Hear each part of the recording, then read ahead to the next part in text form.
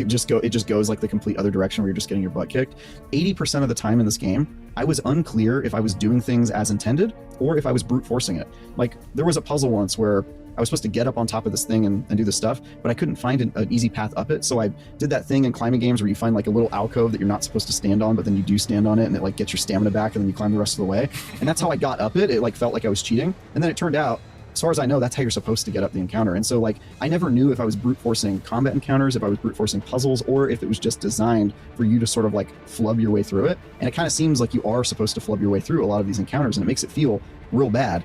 Point Dexter over here is mad that Crimson Desert doesn't have a journalist mode setting. Because if you ever feel down in life, if you ever feel depressed or whatever, just remember there are fart sniffers somewhere in California employing these freaks as game journalists. Hit the like button, ladies and gents, and subscribe, baby, because without me, who else is gonna make fun of these game journos? Because I made a joke yesterday that IGN was gonna come out with a brain dead review, and well, I wasn't wrong. IGN, who I call the Ignorant Gamers Network, are pretty much a comedy channel at this point. It's like Comedy Central, only they're not telling jokes, they are the joke. Because I don't know why they have the goofiest looking people reviewing their games. Anyway, let's actually hear him say that. Roll the clip. If you had to score it now, what realm would you be in? Obviously, this isn't official final score. It could still shift if the end really saves it or botches it or the end game is truly amazing, whatever. But like, what realm are you in right now? Yeah, it can always change, and I try to keep an open mind during these things. But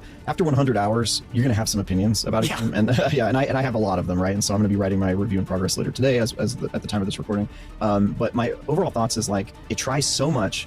It's a technical marvel, which we haven't really talked about, but like, it just looks absolutely stunning and performs surprisingly well. A technical marvel outside of all of the game-breaking bugs. Yes, the game-breaking bugs. I mean, technically, like frame rates and the way it just looks pretty throughout. Performance-wise, Performance-wise, it looks good. But like, the stuff that it does bad, the lows are just really low. Enough for me to have trouble recommending this game, especially like, if you're going and looking for Witcher 3, like, man, this is not it. Like, it's closer to Two Worlds 2, which, by the way, is a game that is really janky and uneven, but a game I also had a lot of fun with. And I've had fun with this game, but I probably am going to be looking at like the 6 range for this. I think it falls. Oh my god, how much are they paying you to be retarded?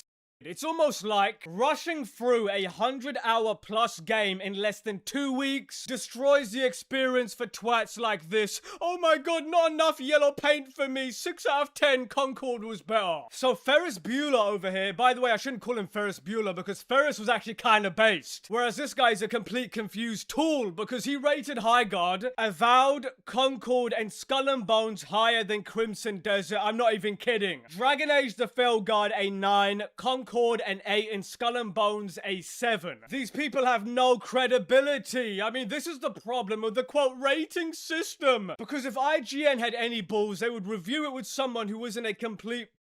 Because just because a game doesn't have hand-holding doesn't make it bad. It just means that you received a review code and you rushed to release it so you could get those day one views. Yeah, what you should do is re-review it like you did with Arc Raiders. Remember Ignorant Gamers Network? You realize how bad that video was, so you reviewed it again? Wow, these people are incompetent. Listen, they gave Cyberpunk 2077 a score of a 9 when it released. And at the time, I remember when it came out, it had game-breaking bugs. It was glitch as heaven. Buggy to the max, but IGN didn't care. See, I don't know where IGN is located. I'm going to take a guess and say San Francisco, where the rest of those other hippies live. Because let's be honest, the people at the Ignorant Gamers Network they're just composed of influencers who never actually got their main gig. Whether that was politics, whether that was fashion, they weren't able to fill upwards in that sector, so they just settled to gaming. And now we have to deal with this schlop. By the way, anybody who lives in San Francisco, go find their building and write the words Ignorant Gamers Network and send me that over at Twitter at Sir Mannix. Go follow me over there. If you do that, I'll give you a shout out and post the image over here. Anyway, I don't know how IGN is still in business. All their reviews are just tampered with. They just sway with wherever the wind blows, how they wake up in the morning. Whether that's appeasing the very odd woke developers or lashing out like this at whoever pissed them off. And Anyway, this video of IGN has like 7,000 dislikes, and the reason I can see that is because I have the extension that allows me to, but this is why YouTube shut off the dislike button so channels like IGN can survive and get by without having the audience throw tomatoes at their stupid poor content. Now, I'm not saying that Crimson Desert is a perfect or even great game. It's just the hypocritical nature of people like IGN. The problem I have with this video is not only a fact that seconds into the video, the guy is just saying RPG every 10 seconds, even though Pearl Abyss has said 100 times that it's not an RPG, it's an action-adventure game, but is that we're going to play some more clips here, but this person's whining can be summed up in 2 words. Skill issue. Roll the clip. The boss fights in this game are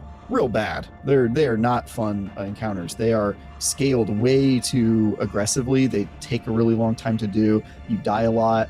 And it's one of those things where, you know, I play a lot of Souls-like, so it's not like a skill thing. Like, I was able to get through a lot of the encounters with like low-level loot because I wasn't really focusing on leveling up my loot for a lot. Another galaxy brain take by this absolute keyboard dweller. He literally just said, I don't know if you heard that, the bosses scale so aggressively, the game is so bad. And then seconds later says I wasn't focused on leveling up my loot. Wait a second, are you kidding me? By the way, I also love how he threw in there, like, it's not a skill issue, guys. I can beat Dark Souls easily with a low-level character. Oh, come on, you little dweeb. You know it's a skill issue, hence why you had to say it, because you felt inadequate. It's a classic self-report right there. Anyway, listen, I want you to listen to what he just said there. He said he didn't upgrade his loot in a game where that's the only power scaling. I don't know, maybe there's a correlation dip between you being low level and the bosses being difficult. Oh my god, the bosses, they're just way too hard. And my gear was always under level because I didn't worry about getting gear to fight them like the developers suggested me to. So then I decided to take a couple of points away